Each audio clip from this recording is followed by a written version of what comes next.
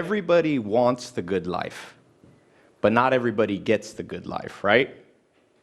Imagine for a second, if right now, today, how much more successful would you be if you just started a company 50-50 with Bill Gates as your business partner, and he was using every trick of the trade that he used to build Microsoft into one of the biggest companies in the world?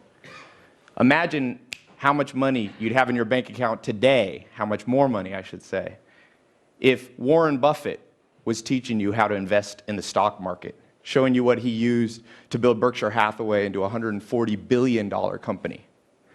Imagine how much happier you'd be today if the Dalai Lama was your personal guide, showing you how to find fulfillment in life, in the little things that most people overlook.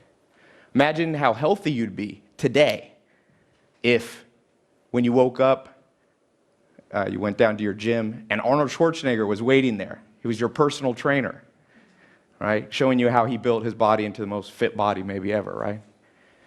Imagine the change you would be making in the world, the injustice you'd be solving today if Mother Teresa and you were running a charity together, and she was showing you what she learned on the streets of Calcutta, helping poor, the sick, and the dying. Mentors have the power to do this in your life. I think everybody here recognizes the importance of a role model. But in the next few minutes, I'm going to show you how mentors are more powerful than you can possibly imagine in their ability to transform your life. It's interesting that I'm here in Luxembourg because my grandmother was born not too far from here in Berlin, Germany. She's 96 years old, by the way, and she said, "Ty, tell him hello." So hello from my 96-year-old grandma.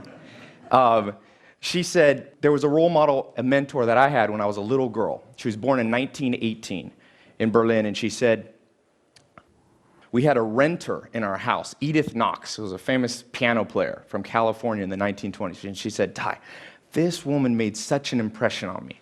She rented a room for a summer, and she said, Edith Knox wore pants.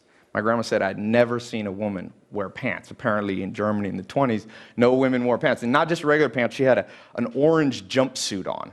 And then she'd play the piano, and Edith Knox every hour would stand on her head for exercise. And my grandma was like 7, and she said, "Ty, I thought, if that's how women are in California, one day I'm going to move to California." And sure enough, she ended up in California. That's the story, part of the story of how my family ended up in California. And I'm from California. I flew here. Took 20 hours to get here. And I'm from Hollywood specifically. So Hollywood, the land of dreams. Or for most people, it's the land of broken dreams. Every year, 100,000 people move in and out of Hollywood. Some come to be movie stars, actors, singers, writers, comedians. Most go home empty-handed. And so I live up in the hills, and I'm surrounded by all these celebrities. I have one on my left, one on my right, and I often think, why did these celebrities make it? What did they do differently that allowed them to make it? Because in Hollywood, everybody wants something, but not everybody gets what they want. So I want to talk a little bit about that today. Because life is short. I think we all realize the sands of time quickly can slip by in your life. And you don't want to be old when you finally get the good life, or too old, right? It's like the Dutch saying, we're too soon old, too late smart. Steve Jobs said, I didn't want to be the richest man in the graveyard. And I realized this. I remember back, I was younger, and Alan Nation, one of my mentors, he had told me, he said, Ty, he said, what did you want to be when you were 16? That's the truest version of yourself. What did you want to be when you were 16? And I remember at 16, I wanted to find the good life. You know, Aristotle talks about eudaimonia, his definition of the good life. Health, wealth, happiness, love, all those things. And I remember going, it's too hard. How am I ever going to figure this out? There's so many hard questions. I'm 16. I got to figure out what college I'm going to go to, what religion I'm going to follow, who I'm going to marry, what politics, where to live, what career and path to pursue. And I had this idea. I was like, I know the perfect idea. What I'll do is I'll find one person. I thought this was so genius. It turned out to not be so smart. But I'd find one person who had all the answers. So I wrote a letter. The smartest person I could think of was my grandfather. So I wrote this letter, and I was like, will you tell me how to design my life? TED is about T-E-D. The D is about design, the designed life. So I said, will you help me design my life? And I was so excited. 4 days later, I got this letter back from my grandpa. I read it, and it said, sorry, Ty, I can't help you. The modern world's too complicated. You will never find all the answers from just one person. If you're lucky, a handful of people along the way will point the way. And I was like, right, so much for my shortcut. But 7 days later, a package came. It was books. My grandfather had a 20,000 book library, and he had sent me some old dusty ones, 1,000-page volume, 11 books. The Story of Civilization by Will and Ariel Durant. And I was like, 1,000 pages? This is too much, right? But I see now he was giving me a hint. I didn't understand it, that there's this myth that you have to go inward to find truth. But the truth he was saying is you have to go outward. If you can download the consciousness, the mindset of people who have gone before you, the smartest, the wisest, the most intelligent, the most experienced people, then you will get what you want.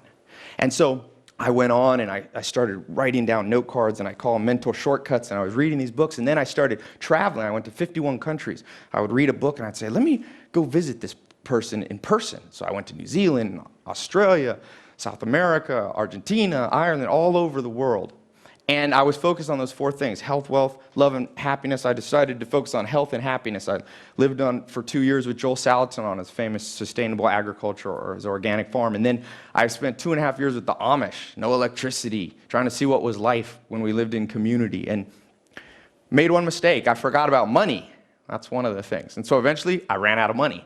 And so I had to do the thing nobody wants to do. I had to call my mom and be like, Mom, I know I'm an adult, but I don't have any money. Do you mind if I come stay at home till I get back on my feet? She said, sure. She had a mobile home in Clayton, North Carolina. I went, and she said, sorry, Ty, I don't have a room for you, but you can sleep on this couch. And so I remember laying there at night and like, did I mess up? Did I miss out on the good life? Here I am. I have no college degree. My skills, I could milk a cow at the Amish. That wasn't a very marketable skill. I had like $47 in my bank account. And I didn't have a car. I actually had a car, but it had holes in the floor. Somehow it rusted through, and if you accidentally would put your foot down, it would like chop your foot off. So I didn't want to drive it anywhere. I didn't want to pick anybody up in that car. So I remembered back to what my grandpa said, though. He said, look outward. So I started asking around, will somebody help me? And my uncle said, you know what, Ty, you need somebody who's going to show you how to make money. So I was like, great idea. I'm going to go find somebody. But I didn't have any gas money. So I was stuck there at my mom's house. I had $40. So I walked to the kitchen. That's what I could afford to do. And I found a Yellow Pages, and I opened up this Yellow Pages, and I looked in the finance section. And I found this guy, and I said, I'm going to go visit that guy. So I found a suit. I got a suit out of the closet. It wasn't mine. It was too big. It looked weird on me. God help me. I don't know what I looked like when I showed up at that guy's house. But got somebody to drive me in, and I showed up, and Kathy, his secretary, opened the door, and I walked back, and this guy, Mike Stainback from the phone book, I walked up to him, and I said, Mike, you don't know me. If you show me what you know, because I figure you must know a lot about money if you can afford a full-page ad in the Yellow Pages. If you show me what you know, I'll work for you for free. And I'll never forget, he was sitting in this chair, he had a big mustache. He looked kind of like Tom Selleck. He was sitting there, and he just rolled his chair towards me, and he said, you know what, Ty? I've been looking for someone like you for 20 years. Show up in the morning, I'm going to show you what I know. And sure enough, he did show me. And he began to mentor me on business. And now I'm an entrepreneur, I'm an investor. But I've continued on that path, traveling, finding mentors, reading. I read a book a day. I have a little book club I write.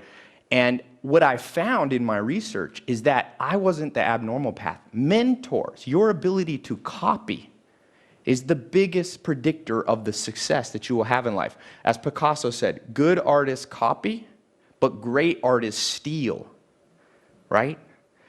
And I looked around, and it's interesting. Did you know Albert Einstein had a mentor? Every Thursday, he would have lunch with the mentor growing up. Jay-Z, the rapper, he had a mentor. Oprah Winfrey said she had 2 mentors. Gandhi had a mentor. Alexander the Great had Aristotle. Bill Gates had Paul Allen. Warren Buffett had Benjamin Graham. There's something here that most of us have missed out on. So I want to share with you some things that I found, some specifics that you can do with mentors. The first thing, the first rule is I call them the mentor rules. It's the law of 33%. You should divide up your life and spend 33% of your time around people lower than you. You can mentor them, you can help them, and they'll help you back by making you feel good about yourself, right? It's good to know somebody's doing worse than you, right? That's that 30%. Then you have 33% of people that are on your level. These become your friends, your peers. But the last 33% is what most people forget about. Those are people 10, 20 years ahead of you. They'll make you feel a little bit uncomfortable, but that's what you want. And then remember, you don't want to make the mistake most people make with mentors, finding somebody just a little bit better than them. You don't want to be the blind leading the blind. So I call it the 10x rule. Find somebody 10 times further ahead than you. If you want to learn how to grow $1 million company, you have to find somebody who has a $10 million company. Don't be afraid to go to the top. In-person mentors are amazing, and you can get people like Warren Buffett, Bill Gates. You'd be surprised. My friend heard a talk, Frank, he's a director in Hollywood, and he's like, Ty, you're not going to believe this. I heard your talk, and I emailed some people, and Elon Musk, the founder of PayPal, the only man to own 3 companies worth $1 billion, he wrote me back, and I had lunch with him. You'd be surprised. People remember, because people remember their struggle, and they'll reach out and help you too. Remember, everybody wants the good life, but not everybody's willing to follow these rules. You must follow these rules. Next, humility. One of my favorite stories in business, Sam Walton, he becomes the richest man in America. He starts Walmart, this big empire, and he takes a trip to Brazil, to Sao Paulo. And when he's there, in Sao Paulo, his host family, his friends, get a call from the police department. They're like, come bail out Sam Walton. He's in jail. By this time, he's an older guy, billionaire. They rush down. If you've ever seen the inside of a Brazilian jail cell, it's not a good place for a 70 or 60-year-old billionaire, right? And they ask the police, "Are you crazy? Are you arresting him?" They're like, "We didn't know who he was, and we found him crawling around the floors of stores." And they asked Sam Walton, "What are you doing?" And he's like, "Oh, I was just taking a tape measure and measuring how wide the aisles were, because I was trying to figure out if these Brazilians knew something that I didn't know." Already a billionaire. You'd think he'd be cocky. You see, everybody wants the good life, but not everybody's willing to be humble like Sam Walton was. You have to be humble. Next, perseverance. The media has tricked us. They only show us the success at the end, but Bill Gates started at 12. It wasn't until 31 years old that he was a billionaire. He said from age 20 to age 30, I never took a day off, not even one. You must persevere, and in your search for mentors, you must persevere as well. I've been lucky enough to become friends with one of the top real estate investors in the world. I said, "How in the world did you get started?" He said, "Back when I was 19, I decided I wanted to do real estate. And I lived in a little town, but I knew there was one developer that was pretty good. So I went down to that developer's office. I met the secretary. I said, I'd like to meet this developer." She said, "Sorry, he's a busy man. He didn't have time to meet you." I said, "I came back the next day." She turned me away. 17 times. He said on the 17th time, the lady felt bad for him and said, "Listen, here's what you do. Hide behind the plant by the elevator. When he comes out of his office at the end of the day, jump in the elevator and he won't have a choice. The doors will close. And you got 4 floors to convince this guy that you're worth, talking to." I don't know what my friend said, but he said enough that when they got to the bottom of that elevator, that developer said, "Meet me at the airport in the morning. Well, I'll go down in my private jet. You can come down with me to Florida. I'll show you how I invested in hotels down there." Sure enough, my friend learned from this mentor and became one of the wealthiest real estate investors in the world. He persevered because, you see, everybody wants the good life, but not everybody's willing to persevere to get it. You must persevere. Next, books. Books you should see as hidden treasure. Think about it. If I told you, because as I said, mentors are great in person, but some of the great mentors are no longer alive. Shakespeare, Darwin, Freud, Mahatma Gandhi. But if I told you all those people were in my house, they're going to be there this Saturday answering questions, magically I can make that happen. Would you show up at my house? Of course everybody would buy a plane ticket and end up in California. They are there in my house. They're in my library. They can be in your library too. Talking about Sam Walton. This is a man who made $160 billion for himself, more than all the other billionaires basically combined. He wrote a book on his deathbed. How many people have read it? It's a tragedy that not every business person's read a $5 book by a man who built an empire. But it's because the modern education system has turned people off from books. You got to rewire your brain. Let me show you a few quick tricks. First thing is stop seeing a book like a one-time event. See a book like a friend. You read it over and over. You come back. And just like Friends, you pick a handful of them. I recommend you find 150 books. There's 130 million. Can't read that many, but 150 you can read over and over for the rest of your life. There's no rule either at how fast you have to read them, or what pace. I set my own pace. People say, how do you read a book a day? Sometimes I take a week. But sometimes books only have one or two things that are worth reading. In fact, most books only have that.